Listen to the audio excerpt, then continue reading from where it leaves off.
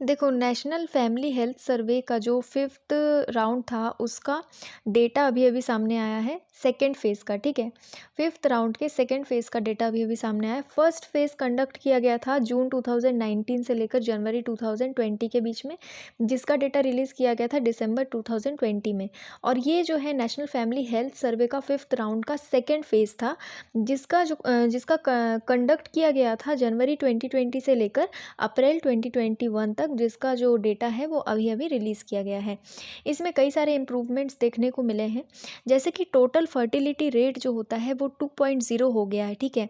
पहले ये था 2.2, अब ये 2.0 हो गया है।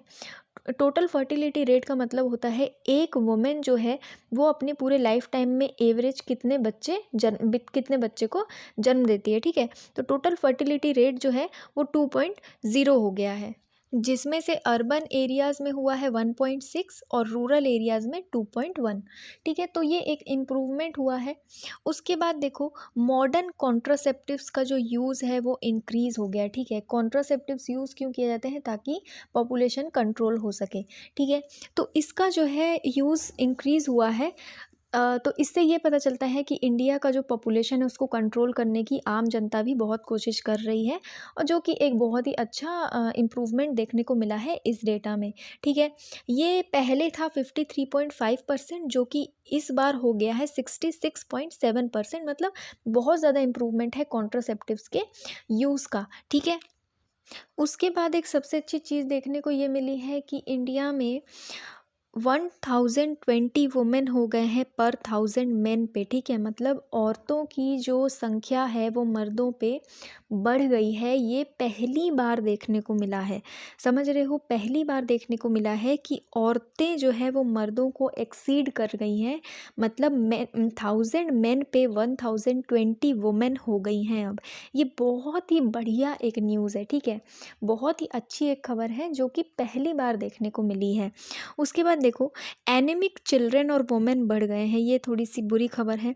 जो बच्चों में और औरतों में जो एनीमिया की जो बीमारी होती है वो बढ़ती हुई दिखी है, ठीक है? इस सर्वे में दिख रहा है कि एनीमिक बच्चे और वुमेन की बढ़ोतरी हुई है, ठीक है? उसके बाद ये भी देखा गया है कि बच्चों का जो जन्म है वो इंस्टीट्यूशंस में होने लगा है, और ये जो रेट है ये बढ़ गया है। मतलब आजकल जो बच्चों का जन्म हो रहा है वो ज़्यादातर इंस्टीट्यूशंस में हो रहा है, जैसे कि हॉस्पिटल्स में हो रहा है, ठीक है? पहले क्या था कि घरों में ज़्यादातर जन्म हो जाते थे, है ना? हॉस्पिटल लेके नहीं जाते थे, ठीक है? लेकिन अभी ये चीज़ बढ़ती हुई दिखाई दे रही है।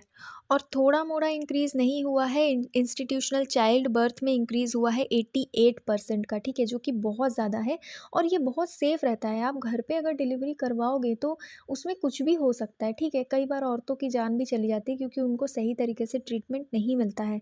बट अब इंस्टीट्यूशनल डिलीवरी जो है, चाइल्ड बर्थ जो है उसको वो इंक्रीज़ होता हुआ दिख रहा है 88%। ये बहुत ही अच्छा एक इम्प्रूवमेंट देखने को मिला है। उसके बाद जो ओबेसिटी है, जो मोटापा है, वो अंडर 5 चिल्ड्रंस पे बढ़ा है। ये एक थोड़ा ख़राब चीज़ को दर्शा रहा है, मतलब ओवरवेट चिल्ड्रन हो गए हैं। ओबेसिटी क्या होती है? ओवरवेट चिल्ड्रन, ज़्यादा मोटापा भाई ख़तरनाक होता है ना हेल्थ के लिए।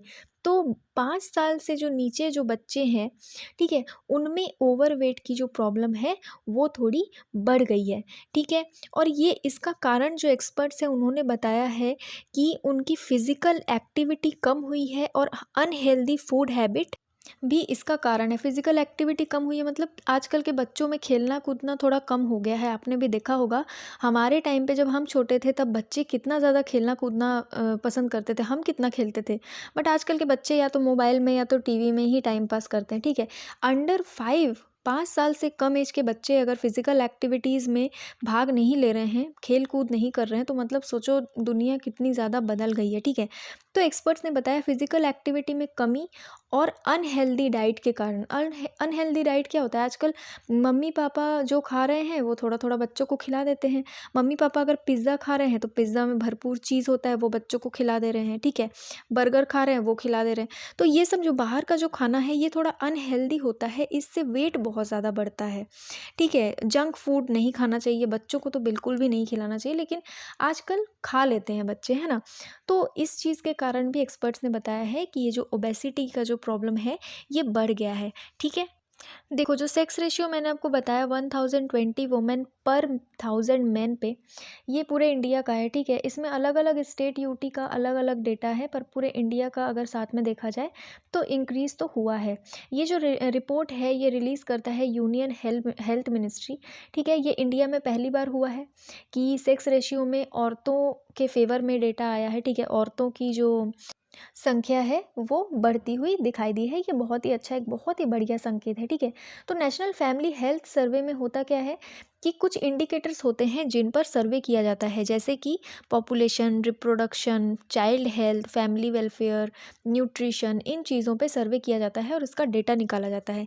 लेकिन ये जो डेटा है सेक्स रेशियो का जो डेटा है, इसको पूरी तरीके से हम लोग अभी अपना नहीं सकते हैं जब तक सेंसस नहीं हो जाता है कंप्लीट। ठीक है, 2021 का जो सेंसस है वो जब तक कंप्लीट नहीं हो जाता है, उसका डेटा जब तक नहीं आ जाता है, तब तक हम लोग पूरी तरीके से कंफर्म नहीं हो सकते। बट हाँ, ये जो सर्वे है ये भी सही डेटा ही बताता है। तो national family health survey 5th round में ये जो हाइलाइट्स थे ये मैंने आपके साथ डिस्कस कर लिए हैं। जो इम्पोर्टेंट पॉइंट थे वो हमने जान लिए हैं कि क्या क्या इम्प्रूवमेंट्स हुए हैं और क्या क्या नहीं हुए हैं। ठीक है, तो आज के लिए इतना ही। आई होप आपको ये टॉपिक समझ में आया होगा। बहुत ही इंपॉर्टेंट है, इनके जो मेन पॉइंट्स हैं उनको आप याद रखिएगा। ठीक है, ऐसे वगैरह भी लिखोगे तो बहुत काम आएगा आपको। ठीक है, तो अगर कोई डाउट या कन्फ्यूजन हो तो आप मुझे कमेंट बॉक्स में पूछ सकते हैं। Thank you.